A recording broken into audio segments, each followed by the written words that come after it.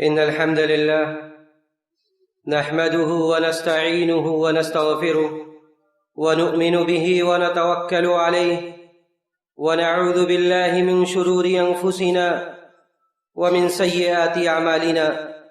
من يهده الله فلا مضل له ومن يضلله فلا هادي له، وأشهد أن لا إله إلا الله وحده لا شريك له، وأشهد أن محمدًا عبده ورسوله أرسله بالحق بشيرا ونذيرا بين يدي الساعة. من يطع الله ورسوله فقد رشد، ومن يعصهما فإنه لا يضل إلا نفسه ولا يضل الله شيئا. أما بعد، فإن خير الحديث كتاب الله، وخير الهدي هدي محمد صلى الله عليه وسلم، وشر الأمور محدثاتها، وكل محدثة بدعة، وكل بدعة ضلالة، وكل ضلالة في النار. فأعوذ بالله السميع العليم من الشيطان الرجيم. بسم الله الرحمن الرحيم. يوم نقول لجهنم هل امتلأت وتقول هل من مزيد، وأزلفت الجنة للمتقين غير بعيد. هذا ما توعدون لكل يواب حفيظ. من خشي الرحمن بالغيب وجاء بقلب منيب. ادخلوها بسلام، ذلك يوم الخلود. لهم ما يشاءون فيها ولدينا مزيد. وكم أهلكنا قبلهم من قرن هم أشد منهم بطشا فنقبوا في البلاد هل من محيص. إن في ذلك لذكرى لمن كان له قلب أو ألقى السمع وهو شهيد.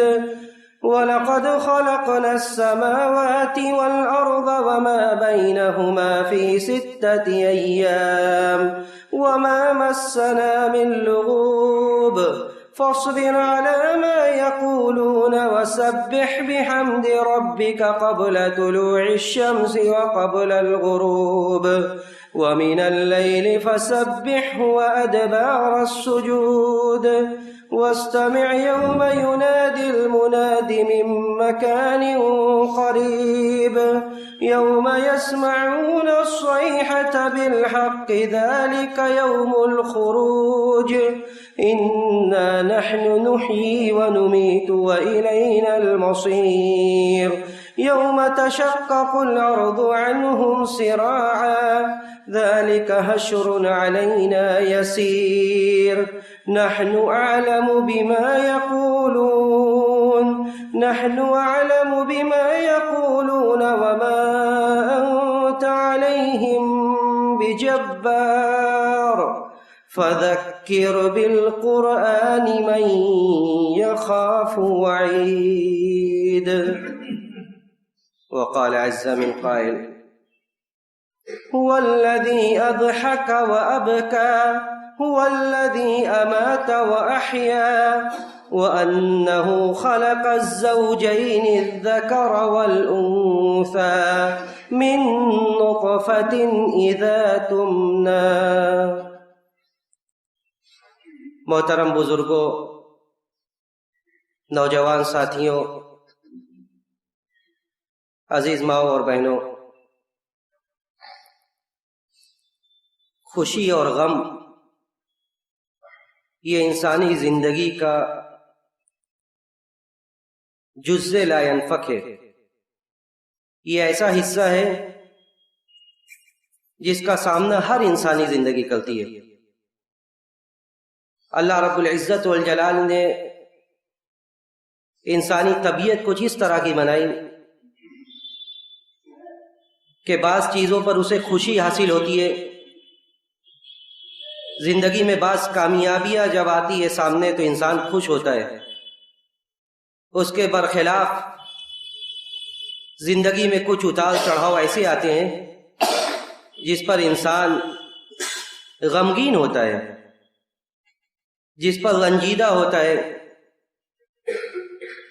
اور اس غم کا اظہار کے لیے بھی اللہ رب العزت والجلال نے انسانوں کے اندر ایسی طبیعت بنائی کہ جب اسے غم لاحق ہوتا ہے تو اس کی آنکھیں اشک بار ہو جاتی ہیں.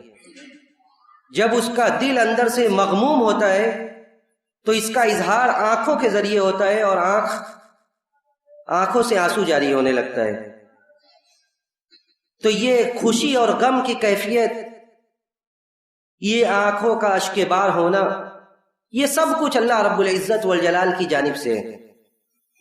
اللہ نے فرمایا، جو میں نے آیت پڑھی اس میں اللہ رب العزت والجلال نے یہی فرمایا کہ هو الذی اضحک وابکا، وہی وہ ذات ہے جو ہنساتا ہے، وہی وہ ذات ہے جو رلاتا ہے.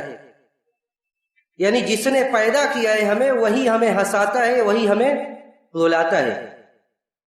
یہ رونا بھی جو انسان کے آنکھوں سے جو آنسو جاری ہوتا ہے، یہ بہت طرح کا ہوتا ہے. ایسا نہیں کہ رونے کی صرف ایک قسم ہے، ہر انسان ایک ہی کیفیت سے صرف اس کی آنکھیں اشک بار ہوتی ہے.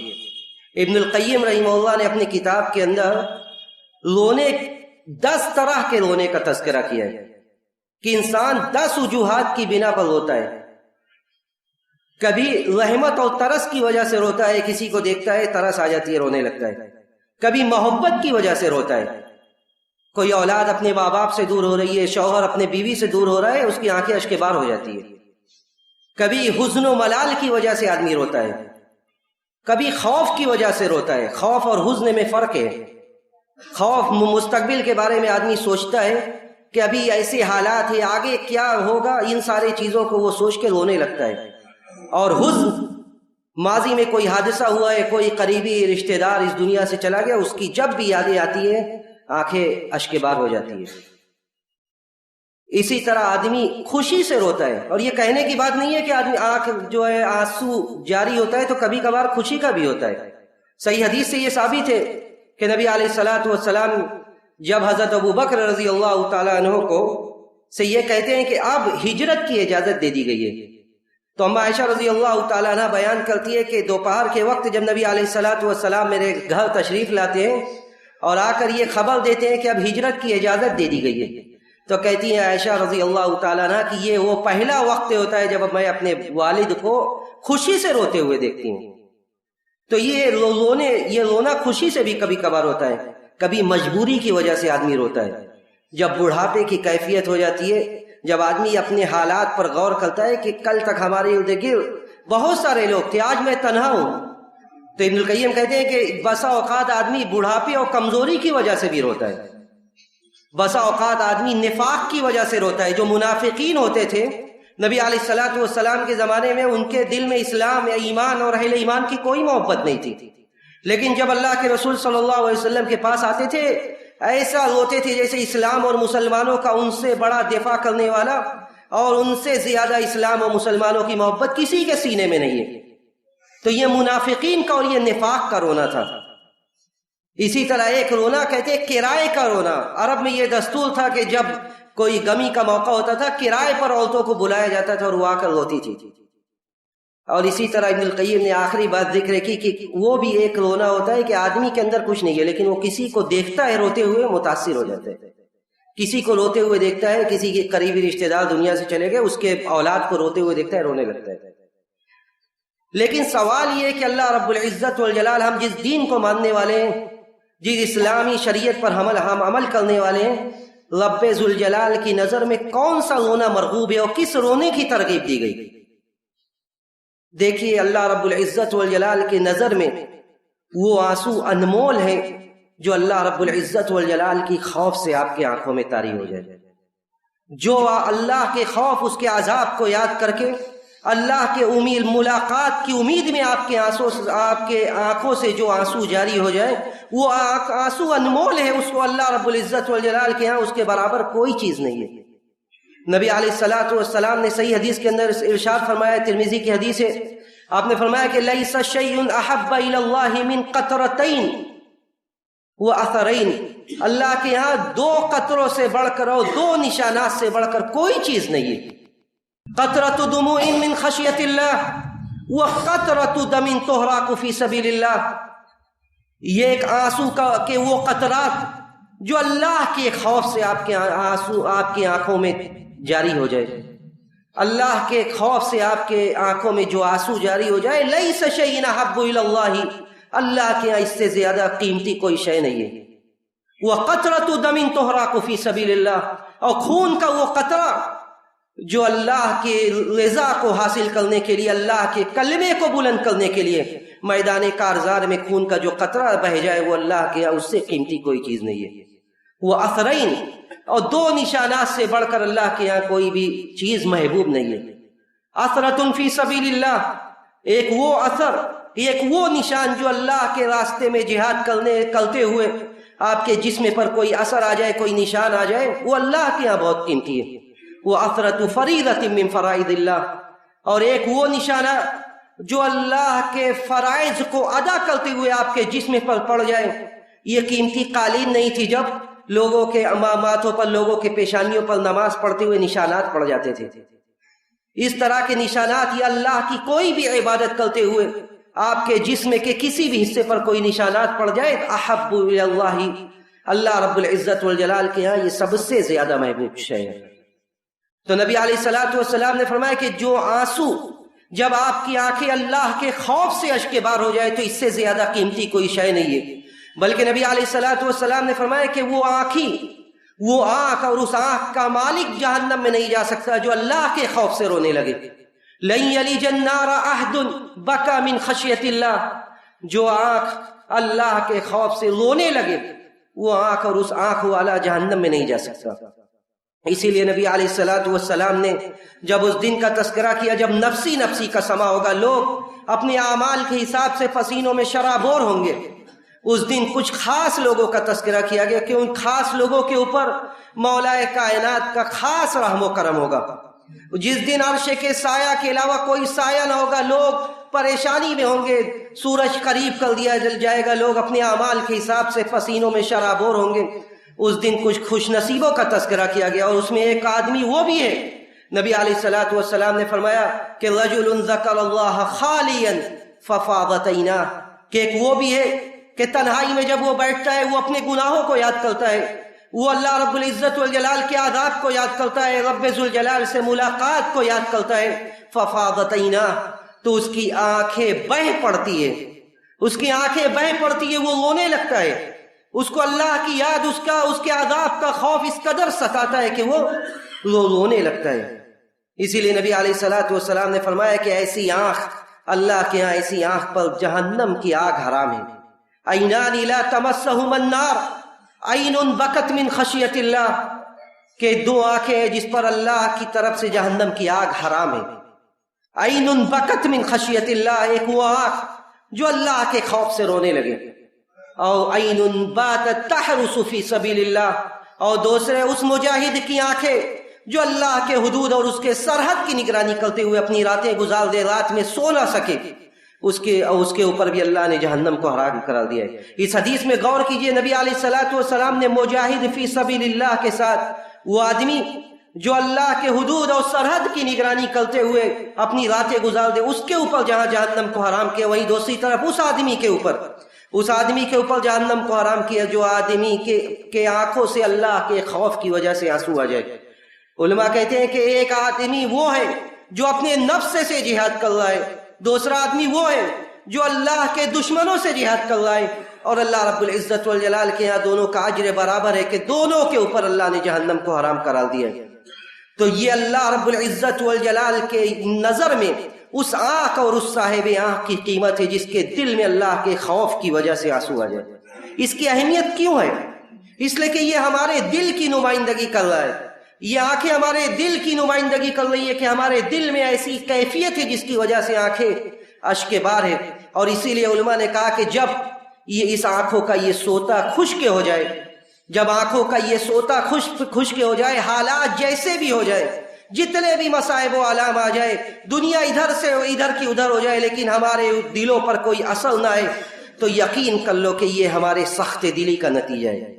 اب دلوں کے اندر اثر پذیری ختم ہو گئی ہے، اب دلوں کے اندر اللہ کا خوف، دلوں کے اندر اللہ کی آیات کا اثر باقی نہیں رہا ہے۔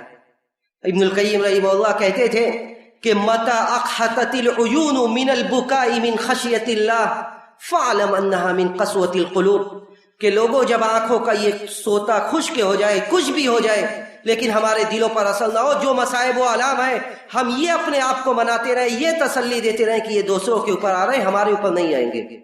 کہتے ہیں کہ جب ایسی کیفیت ہو جائے، دلوں کے اندر اثر انداز ہونے کی کیفیت ختم ہو جائے، فعلم، تو یہ یقین رکھو کہ انہا من قسوۃ القلوب، یہ دلوں کی سختی کا نتیجہ ہے، یہ دلوں کی سختی کا نتیجہ ہے۔ اور یہ بھی یقین رکھو، یہ بھی یقین رکھو کہ وَإِنَّ أَبْعَدَ الْقُلُوبِ مِنَ اللَّهِ الْقَلْبُ الْقَاسِي، کہ اللہ کے نظر میں سب سے دور شخص وہ ہے، سب سے دور وہ ہے جس کا دل سب سے زیادہ سخت ہے۔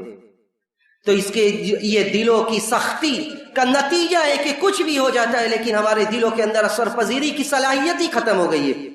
اور یہ قوموں کی ہلاکت کا نتیجہ تھا۔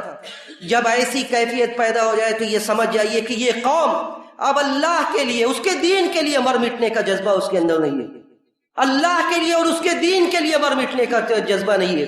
اللہ رب العزت والجلال نے سورہ حدید کے اندر ارشاد فرمایا کہ وَلَا يَكُونُوا كَالَّذِينَ أُوتُوا الْكِتَابَ مِنْ قَبْلُ فَطَالَ عَلَيْهِمُ الْأَمَدُ فَقَسَتْ قُلُوبُهُمْ وَكَثِيرٌ مِّنْهُمْ فَاسِقُونَ، ان لوگوں کی طرح نہ ہو جاؤ، وَلَا يَكُونُوا كَالَّذِينَ أُوتُوا الْكِتَابَ مِنْ قَبْلُ، ان اہل کتاب کی طرح نہ ہو جاؤ جن کے اوپر دین دیا گیا ہے، انہیں کتاب دی گئی، فَطَالَ عَلَيْهِمُ الْأَمَدُ، لیکن ایک مدت گزرنے کے بعد فَقَسَتْ قُلُوبُهُمْ، ان کے دل سخت ہو گئے۔ یہ آیت کس کو مخاطب کر رہی ہے؟ یہ آیت صحابہ اکرام کی اس جماعت کو مخاطب کر رہی ہے جن کا بھی ایمان نیا تھا۔ ان سے یہ کہا جا رہا ہے کہ ان کی طرح نہ ہو جاؤ جن کے دل سخت ہو گئے تھے۔ حضرت عامر بن عبداللہ بن زبیر، جو عبداللہ بن زبیر کے صاحبزادے تھے، ابن ماجہ کے اندر صحیح اثر ہے، عامر بن عبداللہ بن زبیر رضی اللہ تعالیٰ عنہ کہتے تھے کہ میرے والد عبداللہ بن زبیر نے کہا کہ یہ آیت ان لوگوں کو مخاطب کر رہی ہے جن کے ایمان لائے ہوئے ابھی صرف 4 سال ہوا تھا، جن کے ایمان لائے ہوئے صرف 4 سال ہوا تھا، اور ان سے یہ کہا جا رہا ہے کہ وَلَا يَكُونُوا كَالَّذِينَ أُوتُوا الْكِتَابَ مِنْ قَبْلُ فَطَالَ عَلَيْهِمُ الْأَمَدُ، ایک مدت گزرنے کے بعد فَقَسَتْ قُلُوبُهُمْ، دل سخت ہو گئے، وَكَثِيرٌ مِّنْهُمْ فَاسِقُونَ، اور اکثر و بیشتر ان میں فاسق تھے۔ آج ہماری حال تو یہ ہے کہ ثُمَّ قَسَتْ قُلُوبُهُمْ مِنْ بَعْدِ ذَلِكَ فَهِيَ كَالْحِجَارَةِ أَوْ أَشَدُّ قَسْوَةً، کہ آج دلوں کی حال یہ کہ دل نہیں بلکہ دل کی جگہ پتھر ہے۔ اللہ نے فرمایا کہ وَإِنَّ مِنَ الْحِجَارَةِ لَمَا يَتَفَجَّرُ مِنْهُ الْأَنْهَارُ، پتھر تو بعض ایسے بھی ہے جن سے نہریں جاری ہو جاتی ہے۔ وَإِنَّ مِنْهَا لَمَا يَشَّقَّقُ فَيَخْرُجُ مِنْهُ الْمَاءُ، بعض پتھروں سے پانی جاری ہونے لگتا ہے۔ وَإِنَّ مِنْهَا لَمَا يَحْبِطُ مِنْ خَشْيَةِ اللَّهِ، بعض تو اللہ کے خوف سے جھک جاتے ہیں۔ یعنی پتھر ان دلوں سے بہتر ہے جن دلوں میں اللہ کا خوف اور اس کی خشیت نہیں ہے، جن دلوں میں اثر پذیری کی صلاحیت نہیں ہے، جن دلوں سے ان سب چیزوں کا احساس ختم کر دیا گیا ہے، ان دلوں سے زیادہ بہتر وہ پتھر ہے جو اللہ کے خوف سے جھک جا رہے ہیں، جو اللہ کے خوف سے جو جھک جا رہے ہیں وہ ان دلوں سے بہتر ہے۔ ایک طرف ہم نبی علیہ الصلوۃ والسلام کی زندگی ہے، دوسری طرف ہماری زندگی۔ نبی علیہ الصلوۃ والسلام جس کی ساری اگلی اور پچھلی گناہیں معاف ہیں۔ ابن حبان کی صحیح روایت ہے، نبی علیہ الصلوۃ والسلام اپنی چہیتی بیوی حضرت عائشہ رضی اللہ تعالیٰ عنہ کے ساتھ بستر پر ہیں، اچانک حضرت عائشہ رضی اللہ تعالیٰ عنہ سے نبی علیہ الصلوۃ والسلام کہتے ہیں کہ ذرینی اتعبد لربی، مجھے چھوڑ دو میں اپنے رب کی عبادت کروں۔ عائشہ کہتی ہیں رضی اللہ تعالیٰ عنہ کہ انی احب قربک وما یسرک یا رسول اللہ، مجھے آپ کی قربت بھی پسند ہے، مجھے وہ چیز پسند ہے جو آپ کو پسند ہے۔ نبی علیہ الصلوۃ والسلام ان کا یہ جملہ سنتے ہیں اٹھتے ہیں، عائشہ کہتی ہیں رضی اللہ تعالیٰ عنہ کہ فقام فتطہر، آپ اٹھتے ہیں، اٹھ کر طہارت حاصل کرتے ہیں، اس کے بعد نماز پڑھنا شروع کرتے ہیں، کہتے ہیں کہ اتنا روتے ہیں فبکا حتی بل ہجرہ، آپ روتے ہیں یہاں تک کہ زمین تر ہو جاتی ہے، یعنی آنسو گرتے ہوئے زمین تک پہنچ جاتا ہے۔ اس کے بعد یہاں تک کہ فما زال یبکی، برابر روتے رہتے ہیں یہاں تک کہ فجر کے وقت حضرت بلال رضی اللہ تعالیٰ عنہ آپ کے پاس آتے ہیں اور دیکھتے ہیں، آ کر آپ یہ منظر دیکھتے ہیں کہ حتی بل ہجرہ، زمین پوری تر ہے۔ پوچھتے ہیں نبی علیہ الصلوۃ والسلام سے کہ اللہ کے رسول ماجرا کیا ہے، وجہ کیا ہے کہ آپ کی ساری اگلی اور پچھلی گناہیں معاف ہے، اس کے باوجود آپ کی کیفیت یہ ہے؟ کہتے ہیں نبی علیہ الصلوۃ والسلام افلا اکون عبدا شکورا، یہ شکر گزاری کی کا یہ طریقہ قربان جائیے نبی علیہ الصلوۃ والسلام کے اس کیفیت پر، کہتے ہیں کیا میں شکر گزار بندہ نہ بن جاؤں؟ دوسری روایت میں کہ نبی علیہ الصلوۃ والسلام کہتے ہیں کہ لقد انزلت آیات ویل لمن لم یتفکر فیہا، اس آدمی کے لیے ویل ہے، ہلاکت ہے، جو آدمی آج میرے اوپر جو آیات نازل ہوئی ان آیات میں غور و فکر نہ کرے۔ اللہ نے فرمایا جو آیات نازل ہوئی تھی وہ یہ تھی، ان فی خلق السماوات والارض واختلاف اللیل والنہار لآیات لأولی الالباب، کہ آسمان و ان فی خلق السماوات والارض، آسمان و زمین کی پیدائش میں، واختلاف اللیل والنہار، یہ شب و نہار کی جو گردشیں ہیں، جو دن و رات الٹ پلٹ رہا ہے، اس میں بہت ساری نشانیاں ہیں لوگوں کے لیے، کیسے دنیا بدل رہی ہے، کیسے لوگ جو کل تک ہمارے ساتھ تھے آج وہ ہمارے بیچ نہیں ہے، کیسے کل کے بڑے بڑے لوگ جن کی دولت کا، جن کی شہرت کا تذکرہ تھا، آج وہ گمنامی کی زندگی گزار رہے ہیں۔ ان ساری چیزوں میں لآیات لأولی الالباب، عقل مندوں کے لیے یہی کافی ہے کہ وہ اپنی حالات پر غور کرے کہ کل تک جو بڑے بڑے دولتوں کے مالک تھے، کل تک جن کی عزت اور شہرت کی توتی بولتی تھی، آج وہ گمنامی کی زندگی گزار رہے ہیں۔ اس میں ہمارے لیے عبرت ہے کہ کل ہمارا بھی یہی ہونے والا ہے، کل ہمارا بھی یہی ہونے والا ہے۔ نبی علیہ الصلوۃ والسلام بلال سے کہتے ہیں کہ جو آدمی ان میں غور نہ کرے اس کے لیے ویل ہلاکت ہے۔ نبی علیہ الصلوۃ والسلام صحابہ کرام کی بھی تربیت آپ نے ایسے ہی کی تھی، جب قرآن کی آیات آتی تھی، کچھ ایسی باتیں آتی تھی تو وہ رونے لگتے تھے، اس لیے کہ نبی علیہ الصلوۃ والسلام خود ساتھ رہ کے انہیں سکھایا تھا۔ یہی بخاری و مسلم کی اس حدیث نبی علیہ الصلوۃ والسلام عبداللہ ابن مسعود سے کہتے ہیں کہ عبداللہ اقرأ علیہ، کچھ قرآن پڑھ کے سناؤ۔ عبداللہ ابن مسعود سے کہتے ہیں کہ کچھ قرآن پڑھ کر سناؤ۔ عبداللہ ابن مسعود صحابی رسول کہتے ہیں کہ اقرأ وعلیک انزل، میں پڑھوں جبکہ آپ کے اوپر قرآن کا نزول ہوا ہے۔ کہتے ہیں کہ انی احب ان اسمع من غیری، مجھے یہ پسند ہے کہ میں دوسروں سے سنوں۔ کہتے ہیں عبداللہ ابن مسعود جو حدیث کے راوی ہیں، کہتے ہیں کہ میں قرآن پڑھنا شروع کرتا ہوں، میں قرآن پڑھنا شروع کرتا ہوں یہاں تک کہ سورہ نساء کی میں اس آیت پر پہنچتا ہوں، فَكَيْفَ إِذَا جِئْنَا مِن كُلِّ أُمَّةٍ بِشَهِيدٍ وَجِئْنَا بِكَ عَلَى هَؤُلَاءِ شَهِيدًا۔ کہتے ہیں کہ نبی علیہ الصلوۃ والسلام جب میں اس آیت پر پہنچتا ہوں تو پیارے رسول کہتے ہیں کہ حسبک یا عبداللہ، حسبک، بس کرو۔ کہتے ہیں کہ جب عبداللہ ابن مسعود کہتے ہیں کہ جب نبی علیہ الصلوۃ والسلام یہ کہتے ہیں کہ بس کرو تو میں رک کر میں جب آنکھیں اٹھاتا ہوں آپ کی طرف تو فَإِذَا عَيْنَاهُ تَذْرِفَانِ، تو آپ کی آنکھوں سے آنسو جاری ہوتا ہے۔ کیا ہے اس آیت میں؟ کیوں نبی علیہ الصلوۃ والسلام برداشت نہیں کر پائے اور کہتے ہیں کہ حسبک یا عبداللہ، بس کرو۔ فَكَيْفَ إِذَا جِئْنَا مِن كُلِّ أُمَّةٍ، حالت کیا ہوگی اس وقت، مِن كُلِّ أُمَّةٍ بِشَهِيدٍ، جب ہم ہر امت سے ایک گواہ لے آئیں گے، یعنی ہر امت کے نبیوں کو حاضر کیا جائے گا، حشر و نشر کا سما ہوگا، میدان محشر برپا ہوگا، نبیوں کو حاضر کیا جائے گا، ان کے امتیوں کو حاضر کیا جائے گا۔ وَجِئْنَا بِكَ عَلَى هَؤُلَاءِ شَهِيدًا، اور اے نبی ہم سارے امتیوں پر، سارے نبیوں پر ہم آپ کو گواہ بنائیں گے۔ کیوں نبی علیہ الصلوۃ والسلام قابو سے باہر ہو گئے؟ اس لیے کہ وہ وقت یاد آیا جب کیسا سما ہوگا، سارے لوگ اولین و آخرین کا اجتماع ہوگا، نبیوں کو حاضر کیا جائے گا، ان کی قوموں کو حاضر کیا جائے گا، لوگوں سے ایک ایک پل کا حساب لیا جائے گا، لوگوں کو سے ایک ایک پل کا حساب لیا جائے گا۔ لیکن ہم اپنی زندگی اس طرح گزارتے ہیں جیسے یہ زندگی ابدی اور دائمی زندگی ہے، زندگی میں کبھی اتار چڑھاؤ نہیں آنے والا ہے، ہم اس دنیا سے کبھی جانے والے نہیں ہیں۔ کیا ہم کبھی تنہائی میں، ہمارے اوپر بھی ایسی راتیں آتی ہیں کہ روتے روتے ہم بے قرار ہو جائے؟ کیا ہمارے اوپر بھی کبھی ایسا وقت آتا ہے؟ کیا ہم بھی کبھی ان اوقات، ان ایام کے بارے میں سوچتے ہیں جب ایک ایک پل کا حساب دینا پڑے گا؟ بلکہ یہ سرزمین جس پر ہم چلتے ہیں، یہ زمین ہمارے خلاف گواہی دینے لگے گی، یہ زمین چیخ چیخ کر کہے گی کہ فلاں بندے نے فلاں وقت فلاں زمین کے حصے پر اس گناہ کو انجام دیا۔ یومئذ تحدث اخبارہا، جس دن زمین اپنی خبریں بیان کرنے لگے گی، جس دن زمین اپنی خبریں بیان کرنے لگی۔ نبی علیہ الصلوۃ والسلام نے ہمیں ایسا نسخہ دیا تھا جس کے ذریعے ہم اپنے دلوں کو نرم کر سکیں، جس کے ذریعے ہم اپنے دلوں میں اللہ کا خوف اور اس کا تقوی اور اس کی خشیت پیدا کر سکیں۔ وہ قرآن کی آیات اور قرآن کی تلاوت تھی کہ کیسے صحابہ اکرام اور نبی علیہ الصلوۃ والسلام اور صحابہ اکرام کی جماعت کیسے متاثر ہوتی تھی۔ حضرت ابوبکر رضی اللہ تعالیٰ عنہ کہتے ہیں کہ اللہ کے رسول آپ تو بوڑھے ہو گئے، آپ کے اوپر بڑھاپے کے آثار طاری ہونے لگے۔ نبی علیہ الصلوۃ والسلام کہتے ہیں کہ سیبتنی ہود واخواتها، سورہ ہود اور اس جیسی صورتوں نے مجھے بوڑھا کر دیا. سورہ ہود، ان جیسی صورتوں نے، اذا السماء انفطرت، اذا الشمس کوورت، ان سب صورتوں نے مجھے بوڑھا کر دیا. جب یہ کائنات کا نظام درہم برہم ہو جائے گا، سارے یہ سورج جو پورے آب و تاب کے ساتھ روشن ہوتا ہے، دنیا کو روشن کرتا ہے، وہ اس کی روشنی ختم کر دی جائے گی. آج معمولی وقت کے لیے سورج گرہن لگتا ہے، ہم اس کے بارے میں فکر مند ہوتے ہیں، لیکن آج ہمارے دلوں پر جو گرہن لگ گیا ہم اس کے بارے میں فکر مند نہیں ہیں.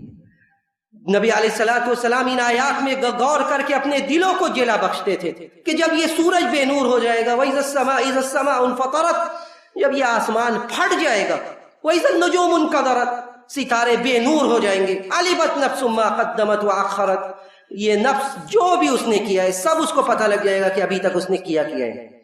تو ان سب آیات میں غور کر کے نبی علیہ الصلوۃ والسلام رونے لگتے تھے، اور صحابہ اکرام کو بھی یہی نصیحت کرتے تھے. جب نبی علیہ الصلوۃ والسلام نے یہ بیان فرمایا کہ لو تعلمون ما اعلم لبکیتم کثیرا ولضحکتم قلیلا، کہ اگر مجھے وہ باتیں جو مجھے پتہ ہے میں تم لوگوں کو بھی بتا دوں تو تمہیں زندگی میں ہنسنا نہ آئے، بہت تھوڑا ہنسنا ہے، رونا زیادہ ہے. کہتے نبی علیہ الصلوۃ والسلام نے جب یہ بیان کیا تو صحابہ اکرام، راوی حدیث کہتے ہیں کہ فقدت وجوہہم، صحابہ اکرام نے اپنا چہرہ اپنے کپڑوں سے ڈھانپ لیا، وَلَهُمْ خَنِينٌ، اور ان سے سسکنے کی آواز آنے لگی. اس لیے کہ نبی علیہ الصلوۃ والسلام ایسے ہی روتے تھے کہ عزیز ان کا عزیز الملجل. کہتے ہیں جب نبی علیہ الصلوۃ والسلام نماز میں رو رہے، جب ہم قریب جاتے ہیں، صحابی رسول کہتے ہیں جب ہم قریب جاتے ہیں تو آواز ایسے آ رہی ہے جیسے عزیز ان کا عزیز الملجل، جیسے ہانڈی پک رہی ہے آگ پر، اور ہانڈی پکنے کی جیسے آواز آتی ہے ویسے ہی سینے سے دل سے تڑپنے اور سسکنے کی آواز آتی تھی. عزیز ان کا عزیز الملجل. نبی علیہ الصلوۃ والسلام نے اسی لیے، اب صحیح مسلم کی حدیث ہے، جب اپنے ماں کے قبر پر آپ گئے آپ رونے لگے. آپ نے کہا کہ صحابہ اکرام سے کہ میں نے اللہ سے یہ اجازت طلب کی کہ میں اپنی ماں کے لیے مغفرت طلب کروں، مجھے منع کر دیا گیا. پھر میں نے آپ سے یہ اجازت طلب کی کہ اللہ سے میں نے یہ اجازت طلب کی کہ مجھے اپنی ماں کے قبر کی زیارت کی اجازت دی جائے، مجھے اجازت دی گئی، میں آیا تم لوگوں کو لے کر. لیکن اس کے بعد آخری جملہ نبی علیہ الصلوۃ والسلام نے کیا کہا کہ زوروا القبور، زوروا القبور فإنها تذکر الآخرہ، زوروا القبور فإنها تذکرکم الموت، کہ لوگوں قبرستان کی زیارت کیا کرو، اس لیے کہ یہ قبرستان تمہیں موت کو یاد دلائے گی، قبرستان تمہیں آخرت کو یاد دلائے گی. کتنے لوگ، کیسے کیسے لوگ جو اس دنیا میں تھے، جو آج اس زمین کے اندر مدفون ہیں، ان کی دنیا میں حیثیت اور وقار کیا تھا، آج جن کا نام لینے والا کوئی نہیں ہے. تو جاؤ، جا کر دیکھو کہ لوگوں کا انجام کیا ہوا. فَإِنَّا تُذَكِّرُكُمُ الْآخِرَةَ، تمہیں آخرت کی یاد دلائے گی، اور اسی لیے قبرستان کی زیارت کی اجازت دی گئی. تو نبی علیہ الصلوۃ والسلام قرآن کی تلاوت اور آخرت کے ذکر سے لوگوں کے دلوں کو نرم کرتے تھے، اور کہتے تھے کہ اس طرح کی چیزوں کو بیان کیا جائے، پڑھا جائے. ابن ماجہ کی صحیح حدیث، نبی علیہ الصلوۃ والسلام ایک انصاری صحابی کے جنازے میں گئے، ابھی قبر کھودنے میں وقت تھا، بیٹھ جاتے ہیں قبر کے کنارے. فجلس علی شفیر القبر، قبر کے کنارے آپ بیٹھ جاتے ہیں، قبر کی کھدائی ہو رہی ہے، صحابہ اکرام کو نصیحت کرنے لگتے ہیں. نبی علیہ الصلوۃ والسلام ایسے اوقات کو ضرور استعمال کرتے تھے جب لوگ مغموم ہوں، ان کے دلوں میں نرمی ہو. جب لوگ ایک قبر کی کھدائی میں لگے ہوئے اور کسی کو دفن کرنے کا وقت، نبی علیہ الصلوۃ والسلام قبر کے کنارے بیٹھ جاتے ہیں اور کہتے ہیں کہ لوگوں استعدوا لمثل هذا اليوم، استعدوا لمثل هذا اليوم، لوگوں اس دن کے لیے تم بھی تیاری کرو. آج جس کو تم کاندھا دے رہے ہو، کتنے کاندھوں کو، کتنے جنازوں کو ہم نے کاندھا دیا، لیکن ہمیں یہ فکر نہیں ہے کہ کل ہمارے جنازے کو بھی کاندھا دیا جائے گا. استعدوا لمثل هذا اليوم، اس طرح کے دن کے لیے تم بھی تیاری کرو. کسی کو اس سے مفعول نہیں ہے، کسی کو اس سے مفعول نہیں ہے. اسی لیے صحابہ اکرام کے سامنے جب اس طرح کی آیات تلاوت کی جاتی تھی تو بے قابو ہو جاتے تھے. عبداللہ ابن رواحہ رضی اللہ تعالیٰ عنہ کو آخری بات بیان کر کے میں اپنی بات ختم کروں گا کہ عبداللہ ابن رواحہ رضی اللہ تعالیٰ عنہ کو جب جنگ موتا میں کمانڈری دی گئی، یہ بتلایا گیا کہ ان کی اور ان کے بعد آپ کو یہ جھنڈا اٹھانا ہے. عبداللہ ابن رواحہ سمجھ گئے کہ یہ نبی علیہ الصلوۃ والسلام جب یہ بیان کر رہے ہیں کہ ان کے اور ان کے بعد گویا کہ شاید کی واپسی نہ ہو، شاید کہ اب جنگ سے واپسی نہ ہو. کہتے ہیں کہ عبداللہ ابن رواحہ کے بارے میں بیان کیا جاتا ہے، امام ذہبی نے سیر میں ذکر کیا کہ عبداللہ ابن رواحہ رونے لگتے ہیں. لوگ کہتے ہیں صحابہ اکرام کہ آپ رو رہے ہیں، آپ رو رہے ہیں جبکہ آپ کو نبی کی صحبت ملی ہے، آپ کو نبی کی صحبت ملی ہے اور آپ رو رہے ہیں. عبداللہ ابن رواحہ کہتے ہیں کہ مجھے اس بات سے رونا نہیں آ رہا ہے کہ میں جاؤں گا اور شاید کہ یہ میری زندگی کی آخری جنگ ہو اور میری موت آ جائے، بلکہ میں رو اس لیے رہا ہوں کہ میں نے نبی علیہ الصلوۃ والسلام سے پڑھتے ہوئے قرآن کی ایک آیت سنی ہے، جو آیت مجھے ابھی زبردست اپیل کر رہی ہے، مجھے یاد آ رہی ہے۔ وہ آیت کیا تھی سنیے اور آپ بھی غور کیجیے۔ وَإِن مِّنكُمْ إِلَّا وَارِدُهَا كَانَ عَلَىٰ رَبِّكَ حَتْمًا مَّقْضِيًّا، کہ جو بھی ہیں، جو بھی نفس ہے اس کو پل صراط سے گزرنا ہے اور اپنے اعمال کے حساب سے گزرنا ہے۔ جو بھی نفس ہے اس کو پل صراط سے گزرنا ہے اور اپنے اعمال کے حساب سے اس کا گزر وہاں سے ہوگا۔ تو عبداللہ ابن رواحہ کہتے کہ مجھے میرا یہ تو عقیدہ اور ایمان ہے کہ میں گزروں گا، وَلَكِنْ لَا أَعْلَمُ كَيْفَ لِيَ الْعُبُورُ بَعْدَ الصُّدُورِ، لیکن مجھے یہ پتہ نہیں ہے کہ گزرنے کے بعد جب میں پل صراط پر جاؤں گا تو میرا گزر کس طرح ہوگا، یہ مجھے پتہ نہیں ہے۔ تو یہ آیات، قرآن کی آیات، حشر و نشر کا یہ تذکرہ، یہ ہم بھی اس سے لو لگائیں، اس کو پڑھیں، قرآن کی آیات میں غور کریں، قرآن کو روزانہ پڑھنے کا طریقہ اپنے زندگی میں نافذ کریں، اس میں غور و فکر کریں، تاکہ یہ دل جو پتھر کے مثل ہو گیا، جو اس کے اندر اثر پذیری کی صلاحیت ختم ہو رہی ہے، ان دلوں کو دوبارہ نئی زندگی ملے، اس لیے کہ یہی اصل ہے۔ دلوں کی اصلاح ہو گئی تو سارے اعضاء و جوارح کی اصلاح ہو جائے گی، لیکن اگر دل مردہ ہو گیا تو کوئی بھی اعضاء و جوارح اور ظاہری عبادات کارگر اور مفید ثابت نہیں ہو سکتی۔ ہم اللہ رب العزت والجلال سے یہی دعا کرتے کہ بار الہ تو ہمارے دلوں میں اپنا خوف، اپنا تقوی پیدا کر دے، بار الہ ہمارے دلوں میں ایک نئی زندگی پیدا کر دے۔ ہم میں جو بیمار ہیں تو انہیں ان کی بیماری سے شفائے کامل عاجل عطا فرما، جو اس دنیا سے جا چکے ہیں تو انہیں کروڑ کروڑ جنت نصیب فرما۔ جب ہمارا اس دنیا سے جانے کا وقت آئے، سانسوں کے ڈور کے ٹوٹنے کا وقت آئے، تو ہمیں اس بات کی توفیق دے کہ ہمارا آخری کلمہ کلمہ توحید ہو۔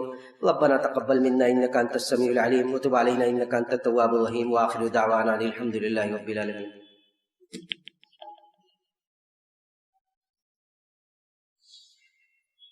الحمد لله على إحسانه والشكر له على توفيقه وامتنانه، وأشهد أن لا إله إلا الله تعالى وحده لا شريك له تعظيما لشأنه، وأشهد أن محمدا عبد الله ورسوله الداعي إلى رضوانه۔